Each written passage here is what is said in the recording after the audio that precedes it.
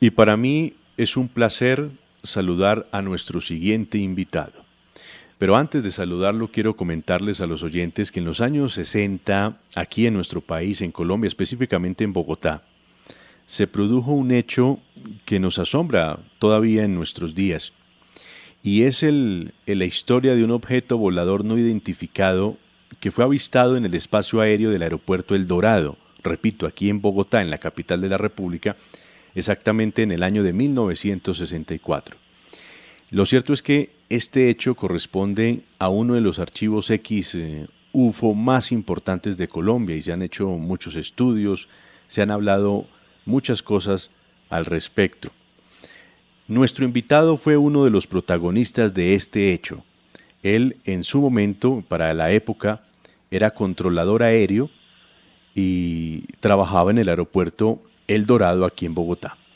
Él es don Eduardo Rusi y nos acompaña a esta hora. Don Eduardo, bienvenido, gracias por atendernos. No, señor, con mucho gusto. ¿En qué puedo servirle? Con mucho gusto lo haré. Bueno, muchas gracias. Comentarle a los oyentes de que don Eduardo, como ya dije hace algunos segundos, fue controlador aéreo. Quisiera iniciar esta conversación, don Eduardo, que usted nos comentara para toda la audiencia en el país y en el resto del mundo, ¿cuál es el oficio, la función de un controlador aéreo? Bueno, pues el oficio principal, o la meta de nuestra profesión es prevenir colisiones de aeronaves tanto en tierra como en el aire. Y para eso, entonces, bueno, en los tiempos en que se va a hacer este suceso que vamos a narrar, no existía el radar. Actualmente sí, ya se hace por medio de radar, donde indudablemente las circunstancias cambian rotundamente, ¿no? Pero en aquel entonces era sin radar, o sea, todo se hacía con base al conocimiento del espacio aéreo asignado y en colaboración, obviamente, con las informaciones de los pilotos. Claro, estamos hablando de los años 60, una época donde, por ejemplo, para que los oyentes se lleven una idea, un automóvil valía, ¿qué? Por ahí 8.000 pesos. Sí, correcto, un automóvil de lujo, un Buick, modelo 53, algo así. Ese era el precio de un automóvil de lujo de aquella época. 8.000 pesos más o menos era el valor de ese carro, correcto. Sí, señor. Muy bien. Don Eduardo, la responsabilidad dentro de todo el protocolo aéreo, de todo el operativo que conlleva el despegar un avión y aterrizarlo en un aeropuerto y que llegue a otro aeropuerto en cualquier parte del país o del mundo, la responsabilidad de un controlador aéreo es muy importante, ¿no? Es muy grande. Sí, correcto. Es que, a ver, el común de la gente puede pensar que un avión es como un automóvil que usted lo prende y se va y a su destino sin más problemas. Únicamente se tiene en cuenta que el carro pues esté funcionando bien, que tenga el combustible suficiente y listo. Pero no, en la aviación esto es completamente diferente. Como primera medida, vamos a tomar un ejemplo, un avión que va Bogotá-Nueva York. La compañía propietaria del avión tiene que primero pasar un plan de vuelo. ¿Y qué es el plan de vuelo? El plan de vuelo es una sugerencia que la compañía presenta al control de tránsito aéreo para su aprobación. O sea, ellos en su plan de vuelo proponen ir a Nueva York por tal ruta, a tal nivel de vuelo, y lo demás que se necesita para su aprobación. Una vez hecho esto, entonces, una vez presentado ese plan de vuelo, el controlador, digamos que lo acepta si cumple con todos los requisitos y inicialmente va a pedir autorización para prender turbinas estando en tierra. Claro. Si el controlador ve que no va a tener una demora significativa, autoriza el encendido de motores. Entonces, una vez el avión con los motores prendidos, es autorizado para rodar hasta el punto de espera, o sea, hasta la cabecera de la pista. Hablemos en esos términos. Y una vez el avión llega al punto de espera, es cambiado a otra frecuencia donde otro controlador, el de torre, lo autoriza para entrar a la pista y despegar. Pero para todo eso ha sido necesario una previa autorización que conlleva un permiso para ir hasta el aeropuerto de destino, en este caso Nueva York, que es el ejemplo que estamos poniendo. Y yo no es que mande Nueva York, porque yo le digo al avión, un ejemplo cualquiera, Avianca 007 está autorizado al aeropuerto de John F. Kennedy, y yo no es que mande en Kennedy, no, sino que por el hecho de tener las conexiones necesarias con los controladores adyacentes, porque el avión va a pasar de mano en mano hasta que llegue a su destino, por medio de coordinaciones. Entonces el avión va a despegar con una autorización previa que se le ha dado en tierra. Ahora, ¿por qué se le da a este avión la autorización en tierra para ir hasta su lugar de destino? Para prever una posible falla de radio del avión. O sea, que si el avión supuestamente 5 minutos o 7 minutos después del despegue se le dañó el radio, el piloto ya sabe qué es lo que debe hacer, o sea, a dónde debe ir, por dónde debe ir, a qué nivel debe ir, o sea, a qué altura debe ir, y lo demás que sea el caso. Entonces, el avión siempre va a ir controlado, siempre va a ir supervisado. Como le decía yo anteriormente, esto se hacía sin radar, simplemente por la conocencia de las rutas, de los niveles, de las velocidades del avión, porque el controlador tiene que saber qué velocidad tiene el avión para saber cuánto va a gastar de punto a punto y por lo tanto si va a estar en conflicto con otra aeronave o no. En caso de conflicto, pues obviamente el controlador le dará instrucciones al piloto para que cambie de nivel, para que reduzca velocidad o la aumente en caso tal. De todas maneras, ese avión siempre va a ir envuelto, digamos en esos términos, en un espacio protector que limita a la seguridad de la aeronave con respecto a otros aviones. El espacio aéreo de un avión puede tocarse con el espacio aéreo de otro avión, pero nunca superponerse, nunca mezclarse con el espacio aéreo protector del otro avión. Entonces, a grosso modo, pues esa es nuestra misión. Siempre estar custodiando que el avión vaya seguro en todo el trayecto del recorrido.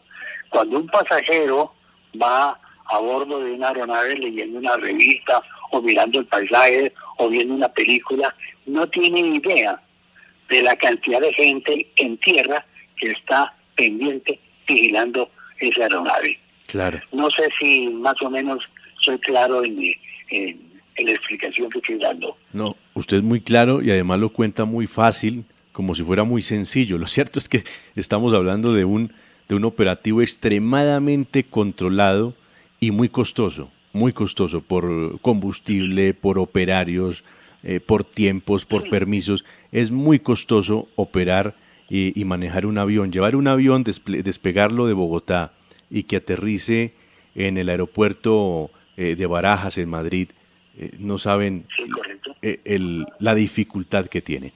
Bueno, don Eduardo, años 60 en Bogotá.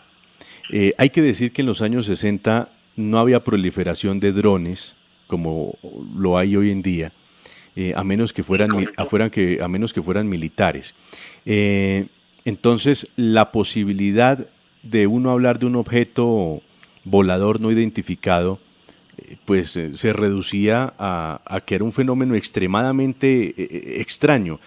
En este momento, uno a bordo de un avión o mirando el cielo, puede ver uno muchas lucecitas por allí y uno dice, bueno, puede ser un globo, puede ser un dron, pero en 1960, específicamente en 1964, era extremadamente raro y extraño un elemento de estos. Quiero que nos cuente la historia. Bueno, sí, eso como toda historia tiene un prólogo, ¿no?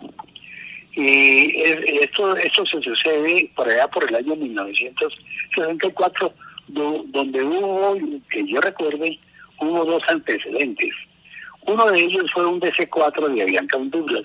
DC-4, un avión de los que eran el avión bandera prácticamente de Avianca en esa época, que venía, si mal no recuerdo, venía como de Pereira o algo por el estilo, tipo 7 de la noche, y cuando el avión estaba próximo a entrar a la sabana de Bogotá por un sitio que se llama el BOR. El BOR es una radioayuda que está localizado en las cercanías de Pacatativá y que sirve a los aviones para asuntos de navegación. La sigla BOR viene del inglés el VHF Omnidirectional Range, o sea, el radiofaro omnidireccional de VHF. Bueno, cuando el avión se acercaba a esta radioayuda, al BOR, el piloto hizo el reclamo, dijo, control, me acaba de cruzar aquí con otro avión a la misma altura que el controlador. Dijo, no, negativo, señor, usted no tiene ningún tráfico a la misma altitud, nada de eso, nada, pero que me acabo, no. Bueno, definitivamente la cosa quedó así, el piloto hizo el reclamo, el controlador le confirmó que no había ningún avión por ahí en sus cercanías y la cosa quedó así. Unos días más tarde venía un Constellation también de Avianca, venía, creo que era de Cartagena, y el piloto venía asustado también tipo 9 de la noche. El piloto venía asustado porque venían unas luces, se le venían de frente y le pasaban por encima del avión y después le pasaban por debajo, lo alcanzaba, lo pasaba por debajo y el piloto venía asustado con esas luces que se le venían de frente y casi con peligro de colisión.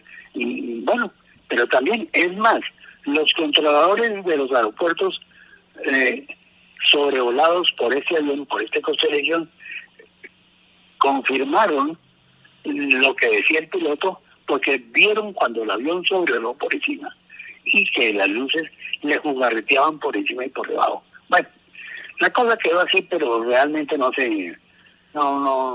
pasó a mayores. Sin embargo, se formó ciertos comentarios en el ambiente aeronáutico y un buen día, después de estos sucesos que yo le cuento, subió el jefe de la torre, allá en la torre de control, y me acuerdo que palabra más, palabra menos, nos dijo, bueno, chinos, ustedes tanto sobaron con la cosa esa de las luces y la vaina, que la Fuerza Aérea les va a dar gusto. Entonces la Fuerza Aérea ordenó que dos P-33 que están de base Palanquero, mañana vengan aquí al Dorado, permanezcan aquí en el Dorado, por si acaso se llegue a presentar otro caso de eso, para que estén aquí pendientes. Bueno, sí, don Pedro, como usted diga. Bueno, pues llegó el día. Al día siguiente, el día amaneció como nunca en Bogotá. Azul, azul, azul, precioso el tiempo. No había una nube de 1 milímetro de grande, que es menos. Desde la torre de control del Dorado se observaban los nevados de Ruiz y del Colima. Estaba precioso el tiempo como nunca, ya le digo. Bueno, eran más o menos las 9 de la mañana. Yo era el controlador de la torre del Dorado. En ese entonces yo era controlador de torre. Yo Yo no había llegado a ser controlador de aproximación todavía, porque era un nivel más alto, era de más jerarquía, digámoslo así, de más responsabilidad. Yo era controlador de torre. Bueno, estábamos ahí en nuestro trabajo a las 9 de la mañana, cuando yo miré hacia plataforma y vi que toda la gente que estaba en plataforma, me refiero a los cuadrilleros, a los tanqueadores de aviones, a los maleteros, a toda la gente que normalmente está en plataforma, miraban hacia la torre y señalaban con el dedo hacia la torre. Entonces pensé yo, ¿y estos que nos miran? Que nos miran porque no. Yo veía que toda la gente miraba hacia la torre y señalaban con el brazo, con el dedo hacia la torre. Pensé yo que era que de pronto diría que está temblando, que hay un temblor, porque en días anteriores había habido un temblor y la gente hacía eso, miraban hacia la torre porque pensaban que la torre de pronto les iba a caer encima. ¿Por qué razón? Porque como la torre de control estaba separada del edificio, cuando había un temblor, pues comenzaba la torre a oscilar como un péndulo. El temblor duraba 3-4 segundos, pero la torre cogía impulso y seguía moviéndose como 3-4 minutos tranquilamente. Entonces yo pensé, ¿será que estoy temblando? Pero miré el botellón del agua que estaba dentro de la torre y no, el agua estaba quietica. Miré la pistola de señales de una lámpara que hay, que está colgando del techo de la torre, estaba quietica.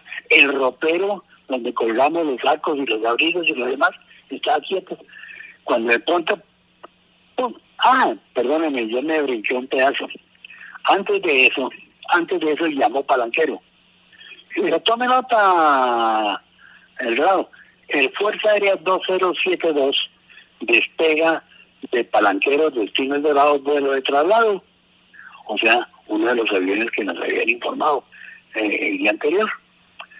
¿Cuál era el 2062? Era un T-33 de la Fuerza Aérea, un avión jet, un motor de esos que volaron por allá en la época, en la guerra de Corea y toda cosa. En ese entonces eran lo último guarachas, como se dicen, del arroz, ¿no? Era de los supermodernos, los jets, lo mejor de este mundo.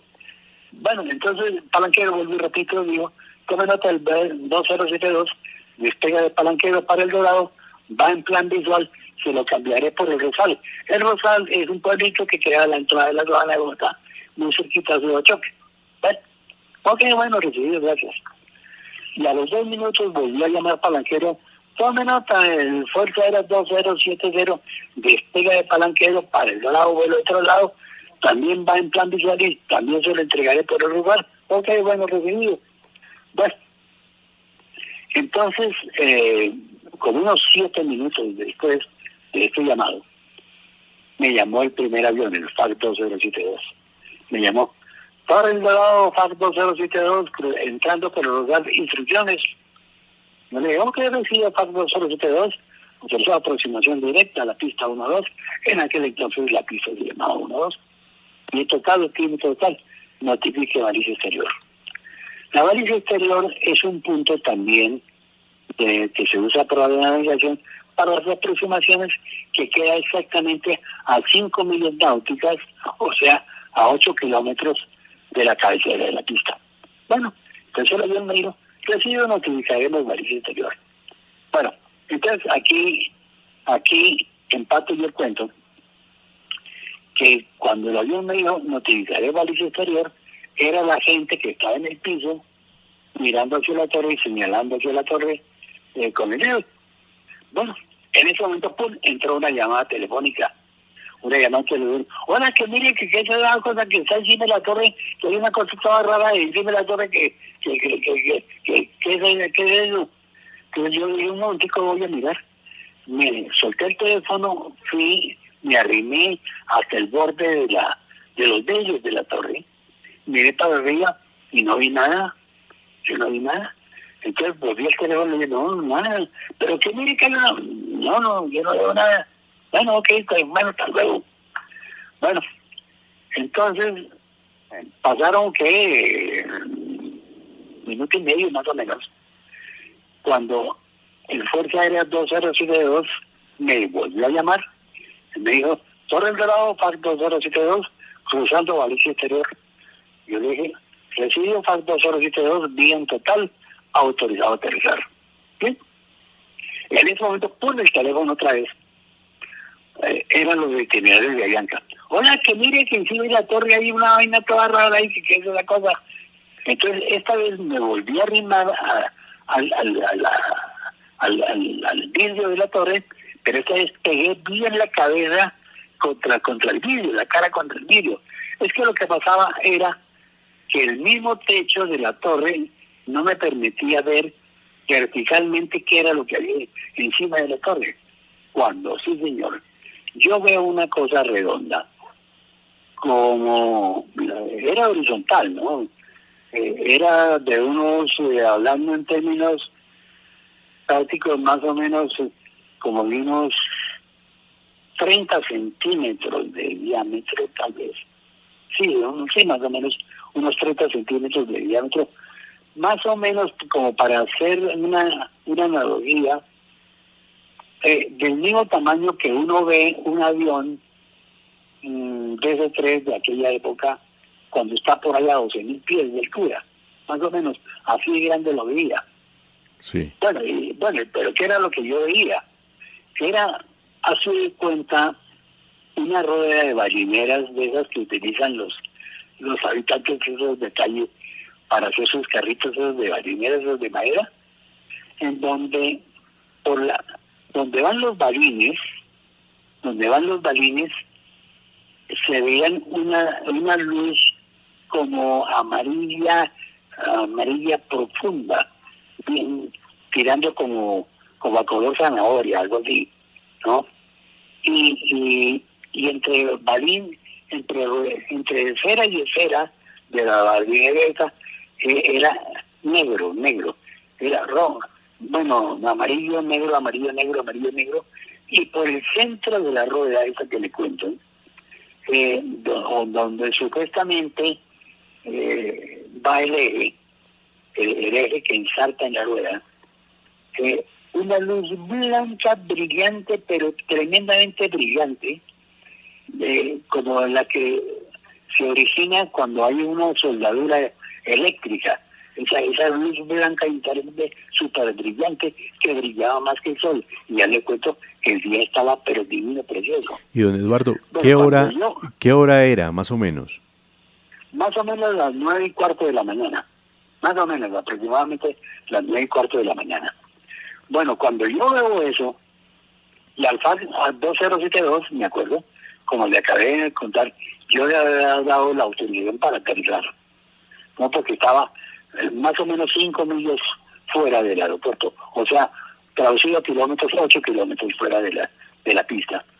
Entonces, cuando yo vi esa cosa encima de la torre, llamé al Fuerza Aérea y le digo, Fuerza Aérea 2072, tengo a la vista un objeto no identificado encima de la torre, informe si lo tiene a la vista. El piloto me contesta, correcto, torre, lo tengo a la vista, salgo en su perfección, autoríceme el sobrepaso. Entonces yo le digo, Fuerza Aérea 272, autorizado el sobrepaso, bien total. Y yo que le digo esa cosa y el avión interrumpe la aproximación, full potencia, tren arriba, tren aterrizaje, tren arriba, y comienza el avión a subir casi verticalmente a máximo rendimiento. Y entonces el FAC 2072 llama al otro Fuerza Aérea, al 2070, y le dice, usted permanezca aquí en el circuito y me sirve como apoyo, yo sigo en la persecución. Bueno, llega un momento en que el avión, ya le digo, hace el sobrepaso, comienza un ascenso, pero a máximo rendimiento lo que daba el avión.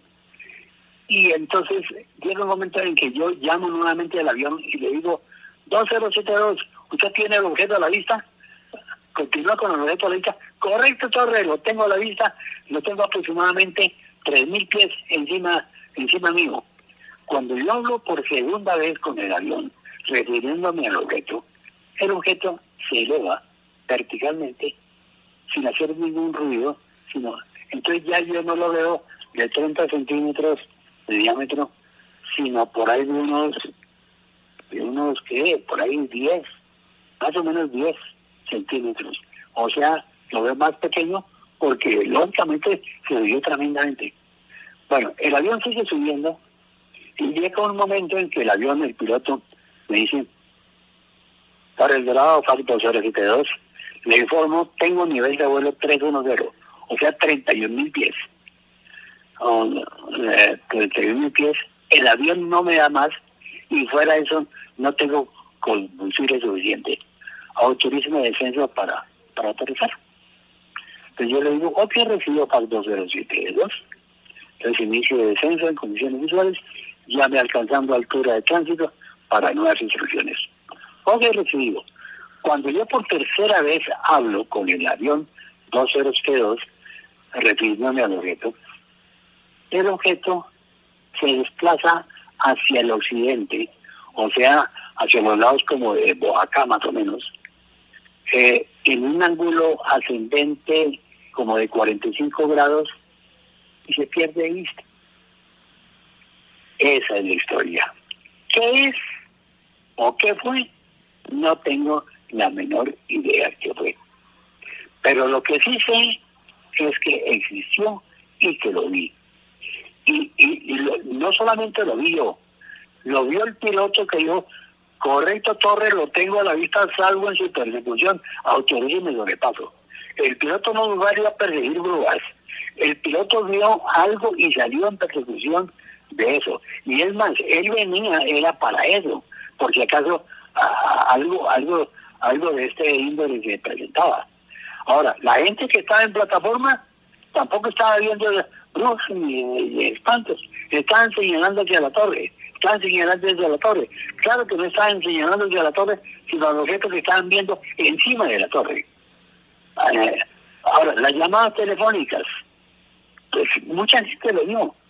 Claro está que desgraciadamente, y eso hay que reconocerlo, yo por mi falta de experiencia, porque hombre, yo no había sido entrenado para eso, a mí en la escuela nunca me enseñaron algo por el estilo, era la primera vez en la vida que se presentaba, hombre, yo no tuve no se me ocurrió sencillamente haberle dicho al piloto, ¿cuál es su nombre?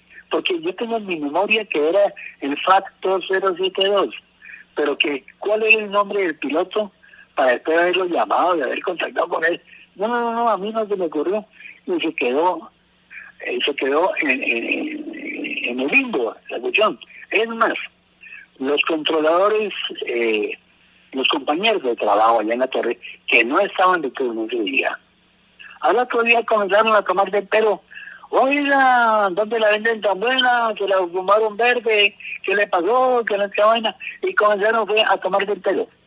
Y es más, el jefe de la torre subió al otro día y dijo, nada de esto para los comentarios.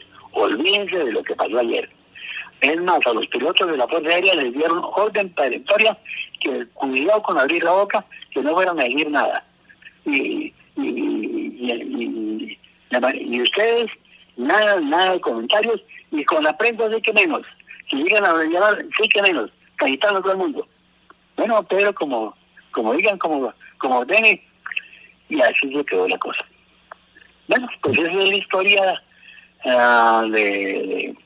de algo que sucedió y que nunca en la vida físicamente se ha vuelto a presentar. ¿Sí? Impresionante. No sé si he sido más o menos claro en la narración de lo que pasó ese día. No. Eso fue en el año 64, ya te digo. Usted es un cronista maravilloso, don Eduardo. Ave María. Ha relatado los hechos de una manera magistral y lo cierto es que hay cosas que también a uno lo dejan pensando. Por ejemplo, ¿por qué esos dos aviones militares se anticiparon a ese hecho? Porque me imagino que uno no envía dos aviones y más del ejército, del ejército colombiano, a mirar a ver si pasa algo. Yo creo que siendo suspicaces ellos tenían certeza de algo, ¿no cree? Sí, correcto. Pues es que como habían habido antecedentes, por eso fue que ordenaron que dos aviones de la Fuerza Aérea Colombiana salieran de Palanquero, que era su base normal, allá, y si hubiera traslado al aeropuerto del Dorado, por si acaso algo pasaba. Y resulta que sí pasó, Fíjese, resulta que sí pasó. Eh, Pero sí, Eduardo, ¿a usted después lo contactaron personas, no sé, del ejército colombiano para indagar un poco sobre este hecho o eso quedó totalmente muerto ahí? no, eso quedó muerto completamente. Lo que sucede es que, a ver, yo tengo un hijo que siguió los mismos pasos míos y es controlador también de tránsito aéreo. Entonces yo tengo muchas historias. ¿Por qué razón? Porque yo escalé todas las posiciones del control de tránsito aéreo, desde la más baja hasta la más alta. Yo estuve 5 años como jefe del Centro de Control de Bogotá y después 8 años como jefe de la Torre del Dorado. 5 y 8, 13. Fueron 13 años en donde yo, por obligación, me tocó participar en la investigación de cuánto incidente o accidente de aviación había dentro del área de Bogotá. Entonces, ¿qué sucede? Esas investigaciones se hacen con base a la escucha de las cintas magnetofónicas, porque en esta cosa de aviación todo es tan serio y todo es tan delicado que todo, absolutamente todo queda grabado. Aquí no hay que usted me dijo, que yo le dije, que fue que pensé, que fue que creí, nada. Todo queda grabado. Entonces yo cada rato estaba yendo a la grabadora a oír problemas, entonces por esa razón tengo en mi cabeza 10.000 historias de todas, todos hechos de la vida real. No fue porque lo leí en la revista tal o porque lo vi en la película tal. No, son hechos de la vida real. Eso lo tengo yo en mi cabeza y nunca en la vida olvidaré esos casos. Claro. Entonces, ¿qué pasó? Que el hijo mío, que le cuento, dijo, oiga papi, como usted tiene tantas historias, ¿por qué no me echa una historia para una revista que estamos sacando nosotros los controladores? Y le dije, bueno amigo, entonces le eché, se me ocurrió esa historia que acabo de narrarte. Entonces él la publicó en una revista que sacaban los controladores. Entonces por esa publicación fue que después me llamaron para que les ampliara esto que acabo de decir. Esa es la razón de eso. Claro. Cuando uno está en el cielo, pues tantos pilotos avesados que existen y que han cruzado los océanos y que han vivido muchas experiencias, y usted también en su amplia y bagaje y en su experiencia como controlador aéreo, no es común que, por ejemplo, los pilotos informen que están viendo cosas extrañas o luces que no propiamente tienen que ser ovnis o extraterrestres, sino fenómenos naturales que se confunden por la vista y por la luz y por la altitud y dicen, mire, estoy viendo algo raro. ¿Esto es común o no lo es? No lo es. No lo es. Es raro. Sí han habido casos, pero no es común que los pilotos estén reportando que ven cosas raras. No, son casos muy aislados, pero que los hay, sí los ha habido, pero común no, porque entonces esto se volvería el pan nuestro de cada día, entonces ya hasta cierto punto pierde de pronto hasta interés, ¿no?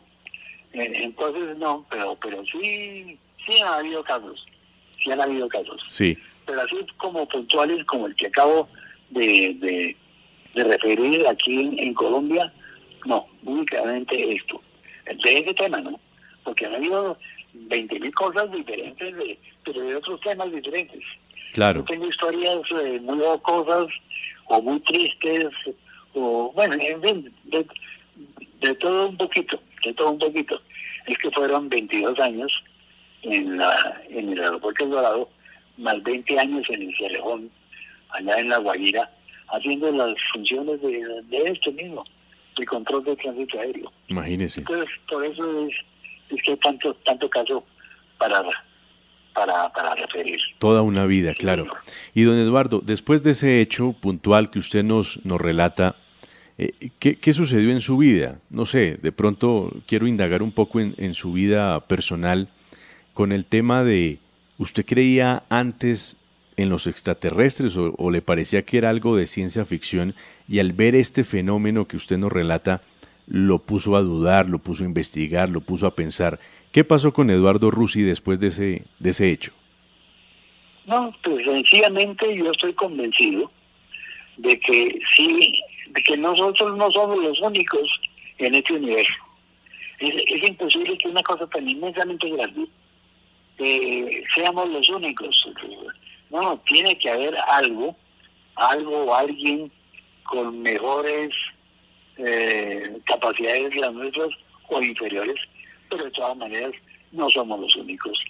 Y bueno, de pronto nos visitan, no sé por qué motivos, pero que vuelvo a repetir, que no es que querer en dudas, pero que las haya hay. Es verdad. Sí, señor. Y colegas suyos, amigos suyos, no le han contado recientemente. Estamos hablando de un hecho que ocurrió ya, imagínese, años 60. Estamos hablando ya 60 años. En 64. Sí. Sí, correcto. De todo ese trayecto después de ese hecho para acá, ¿algún otro incidente en algún otro aeropuerto del país? No. No sé. No, que yo sepa. No ha conocido. No, que yo sepa no. Que yo sepa no ha vuelto a haber otro avistamiento o algo así por el estilo, no. No ha vuelto a existir. Sí. ¿Alguna noche que ustedes ya están en su casa, en esa vida de jubilado, ya pensando en otras cosas y viviendo una vida muy aparte a la vida laboral, con esos afanes que nos llevan en la vida, usted nos ha puesto a pensar y a mirar de pronto el cielo, ese cielo estrellado, esperando que vuelva a aparecer una nave como la que vio en 1964? Pues tanto como ponerme a mirar el cielo a ver si veo algo raro, no, realmente no. Cuando sí, digamos, cuando hay hay noticias de que va a haber un eclipse o un cometa o algo así, sí, obviamente me llama la atención y estaba muy pendiente de eso. Pero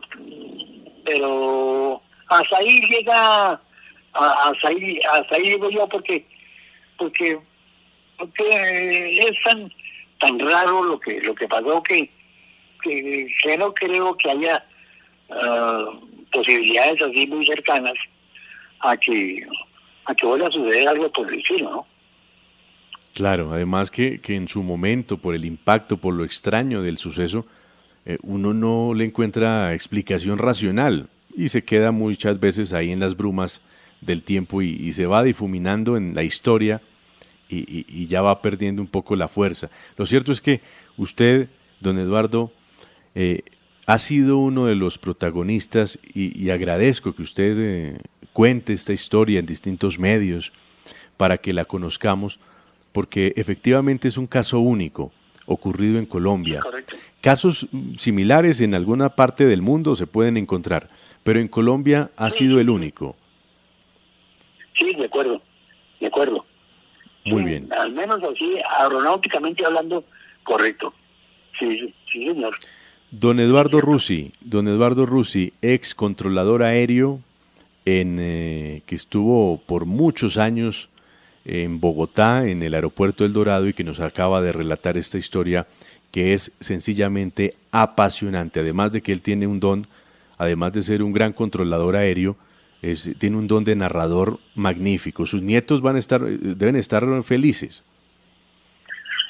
Sí, ellos a veces me pican la lengua y me ponen a echarles historias de todas que son todas reales. No hay nada que fue que lo leí o que lo vi en televisión, no, son hechos de la vida real. Sí. Qué bueno. Sí, señor. Don Eduardo, pues es un placer, eran estos minutos señor, para conocer esta historia, como digo, apasionante, y conocerlo a usted también, y agradecerle por su amabilidad, señor, por dejarnos ingresar a su hogar y conversar sobre este tema. Sí, señor, claro que sí. Un abrazo. Entonces, igualmente para usted, muy amable, muchas gracias, buen día.